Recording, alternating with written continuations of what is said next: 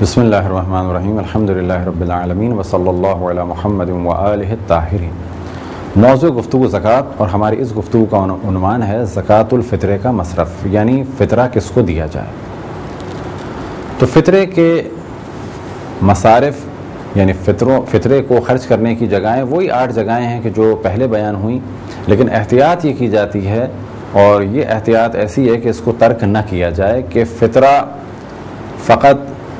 شیعہ فقراء ہی کو دیا جائے، یعنی اور دیگر تعمیراتی کام یا دیگر کاموں میں نہ لگے، جو محتاج ہیں مؤمنین کے انہی کو فقط دیا جائے۔ یہ ایک احتیاط ہے جو اکثر مراجع فرماتے ہیں۔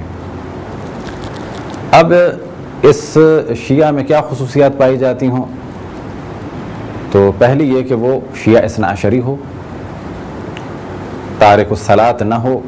کھلم کھلا گناہ نہ کرتا ہو، اس پیسے کو اللہ سبحانہ و تعالیٰ کی معصیت میں خرچ نہ کرے، اسی طریقے سے فقیر ہو، ضرورت مند ہو، اور اگر مقروض ہے تو یہ قرض اس نے گناہ کے لیے نہ لیا ہو بلکہ اپنے کسی ضرورت کو پورا کرنے کے لیے لیا ہو۔ مثال کے طور پہ ایک شخص نے جوئے کے لیے قرض لیا،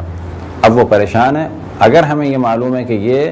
قرض اتارے گا، آتا ہے ہمارے پاس اور کہتا ہے کہ فلانا آدمی مجھ سے قرض مانگ رہا ہے، آپ مجھے اپنے فطرے کے پیسے دے دیں، اگر ہمیں یہ معلوم ہے کہ اس نے یہ قرض جوئے کھیلنے کے لیے لیا تھا تو اس کو فطرہ دینا جائز نہیں ہے۔ ہاں اگر یہ کھلم کھلا گناہ نہیں کرتا، کیونکہ غیر عادل کو فطرہ دیا جا سکتا ہے، لیکن معلن بالفسق والفجور یعنی کھلم کھلا گناہ کرنے والے کو فطرہ نہیں دیا جا سکتا۔ اس نے خاموشی سے کہیں جوا کھیلا، اس کے لیے قرض لیا، اب یہ ہم سے کہتا ہے کہ مجھے فطرہ دے دو اس جوئے کے قرض کو اتارنے کے لیے، تو اس کو فطرہ دینا جائز نہیں ہوگا۔ لیکن اگر اس کے بچے ضرورت مند ہیں اور یہ ان بچوں پہ خرچ کرے گا اس فطرے کو، یا اپنے کھانے پینے پہ یا بیوی کے کھانے پینے پہ خرچ کرے گا، تو اس کو دیا جا سکتا ہے، بشرط یہ کہ کھلم کھلا گناہ نہ کرتا ہو، تارک الصلاۃ یعنی نماز کو جان بوجھ کے چھوڑنے والوں میں سے نہ ہو۔ اسی طرح سے بچوں کو بھی فطرہ دیا جا سکتا ہے، لیکن یہ فطرہ بچوں پر خرچ ہوگا لیکن ان کے ولی کو دے دیا جائے گا۔ اب یہ ولی شرعی طور پہ ولی ہو یا یہ کہ کوئی شخص کفالت کر رہا ہے تو ہم اسے فطرہ دیں گے کہ یہ پیسہ اس بچے پہ لگا دو۔ اسی طریقے سے دیوانے کو فطرہ دیا جا سکتا ہے، یعنی اس کے ولی کو پیسہ دیا جائے گا کہ یہ پیسہ اس دیوانے کے علاج یا اس کے کھانے پینے پہ لگا دو۔ احتیاط یہ ہے کہ 1 سال سے زیادہ کا خرچہ فطرے کی رقم میں سے کسی فقیر کو نہ دیا جائے، اور اسی طریقے سے ایک آدمی کے فطرے سے کم ایک فرد کو نہ دیا جائے۔ فرض کریں کہ 3 کلو گندم ہم نے زکوٰۃ الفطرہ کے طور پہ الگ کیا، اب اس 3 کلو کو 2 فقراء کے درمیان تقسیم نہ کیا جائے بلکہ ایک فقیر کو 3 کلو کم سے کم ضرور دیا جائے، لیکن کب کہ جب یہ 3 کلو دینا کسی مشکل کا سبب نہ ہو۔ فرض کریں کہ اس وقت ہمارے پاس فقط یہی 3 کلو ہیں کہ جو ہم دے سکتے ہیں، 2 افراد انتہائی بھوک کے عالم میں ہیں کہ جن میں شرائط پائی جاتی ہے فطرہ لینے کی، تو یہاں پر ان دونوں کی رضایت سے ان کو دے دیا جائے، یا یہ کہ ایک کو دے دیا جائے وہ پھر اپنے پاس سے دوسرے کو دے دے۔ لیکن عام طور پہ جو ہم شہروں میں رہ رہے ہیں تو وہاں پر احتیاط یہ کی جائے کہ ایک آدمی کا فطرہ تقسیم نہ کیا جائے۔ ہاں یہ ممکن ہے کہ ایک فرد کو ہم 20 آدمیوں کا فطرہ دے دیں، لیکن ایک آدمی کا فطرہ یعنی 3 کلو گندم یا جو یا چاول یا کشمش یا کھجور تقسیم کر کے 2 یا 3 کو نہ دی جائے، یعنی یہ نہ کریں کہ 3 کلو گندم 3 افراد کو دے دی، بلکہ 3 کلو گندم ایک آدمی کو دیں کم سے کم۔ اب یہاں پر اس مختلف اجناس کا بھی ذکر ہو جائے کہ فرض کریں کہ گندم کی 2 قیمتیں، 10 روپے کلو اور 20 روپے کلو۔ اب ہم اندازہ لگائیں کہ ہم پر واجب ہے 10 روپے کلو کے حساب سے 3 کلو گندم فطرے کے طور پہ دینا، اور 3 کلو گندم بنتی ہے فرض کریں کہ 30 روپے کی۔ اب ہم 30 روپے کی اچھی والی گندم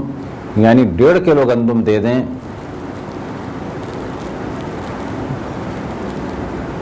تو یہاں پہ کہا جائے گا کہ یہ کام صحیح نہیں ہے. جو بھی چیز دینی ہے وہ 3 کلو دینی ہوگی یا اسی قیمت دینی ہوگی. یہ آپ کر سکتے ہیں کہ جو گندم آپ استعمال کرتے ہیں، کیونکہ آپ 10 روپے والی استعمال کرتے ہیں تو آپ 30 روپے دے دیں.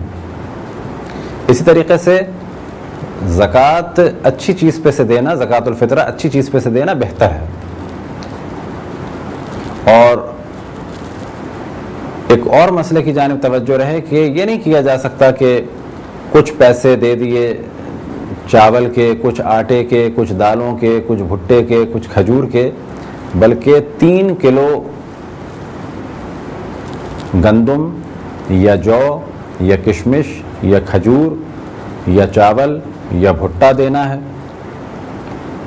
بشرط یہ کہ ان کا استعمال ہو اور ایسے ہوں کہ جو استعمال کے قابل ہوں. اسی طریقے سے ان میں اتنی زیادہ کوئی چیز نہ ملی ہوئی ہو کہ کہا جائے کہ یہ